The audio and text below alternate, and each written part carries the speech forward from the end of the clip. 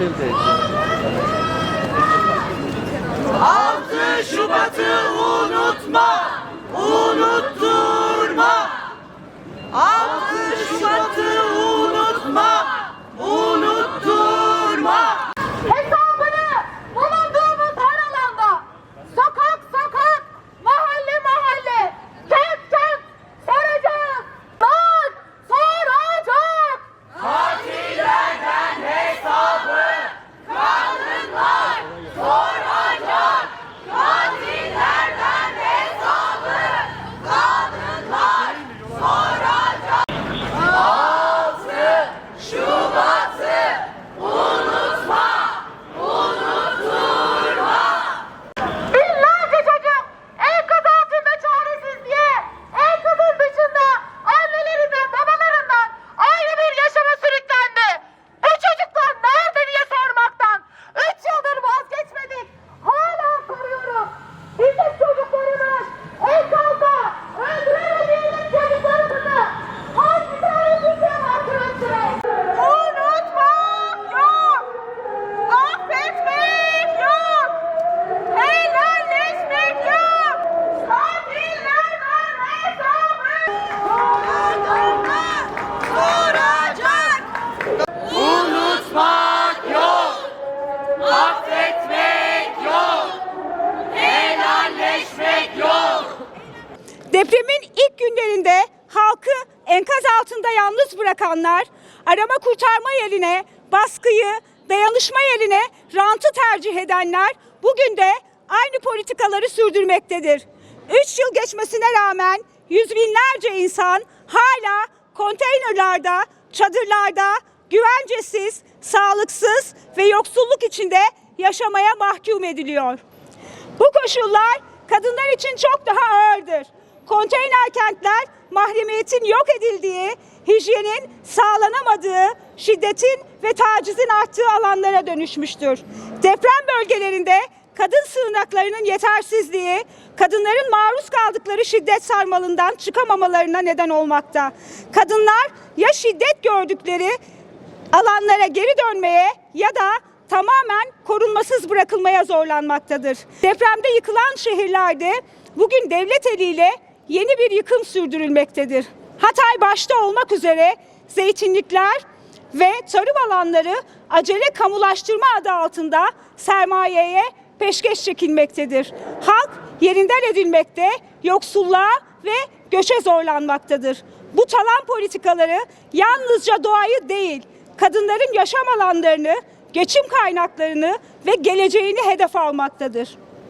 Erkek egemen, sömürücü bu sistem hem depremde kaybolan çocukların hem de dünyanın dört bir yanında istismara uğrayan kadınların ortak düşmanıdır. Aynı talancı ve savaşçı akıl bugün sınırın ötesinde Rojava'da Kürt, Alevi ve Ezidi kadınların yaşamını hedef almaktadır. Savaş politikaları nedeniyle çocuklar açlıktan ve soğuktan hayatını kaybetmektedir. Derhal insani yardım koridoru açılsın, halkların yaşam hakkı savaş ve rant politikalarına feda edilemez. Koridoru aç, kuşatmayı kaldır. Koridoru aç. Kuşatmayı kaldır, koridoru aç. Kuşatmayı kaldır. Biz biliyoruz ki bu karanlığın karşısında bir güç var.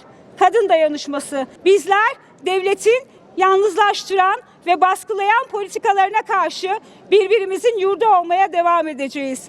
Dayanışma, umudu ve mücadeleyi büyütmekten vazgeçmeyeceğiz. Güvenli, nitelikli barınma derhal sağlanmalıdır. Şiddet önleme ve izleme birimleri güçlendirilsin, etkin, erişilebilir ve sürekli hale getirilsin. Depremden etkilenen tüm illerde acil ve güvenli kadın sığınakları inşa edilsin. Konteyner kentlerde ve geçici barınma alanlarında kadınlar için güvenli alanlar oluşturulsun. Başvuru ve destek mekanizmaları derhal işletilsin. Kadınların sağlık, cinsel sağlık, sosyal destek ve hukuki haklara erişimi derhal güvence altına alınsın. Unutmadık, affetmiyoruz. Yaşasın kadın dayanışması. Jin, Jiyan, Azadi. Ankara Kadın Platformu. Jin, Jiyan, Azadi! Jiyan, azadi. Jiyan, azadi.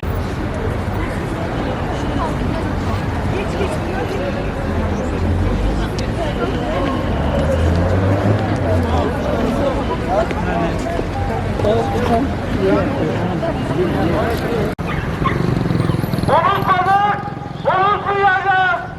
Depremde canlara kıyanlara asla boyun eğmeyeceğiz. Sesini duyan var mı? Sesimi duyan var mı? Sesimi duyan var mı? Sesimi duyan var mı? Sesimi duyan var mı? Cinayet! Kader değil, bu bir cinayet. Kader değil, bu bir cinayet.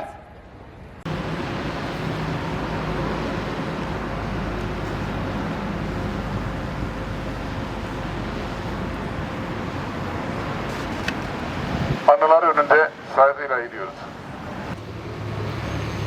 Depremlerde yaşamını yitiren yurttaşların sayısı dahil hiçbir zaman eksiksiz ve şeffaf biçimde açıklanmadı.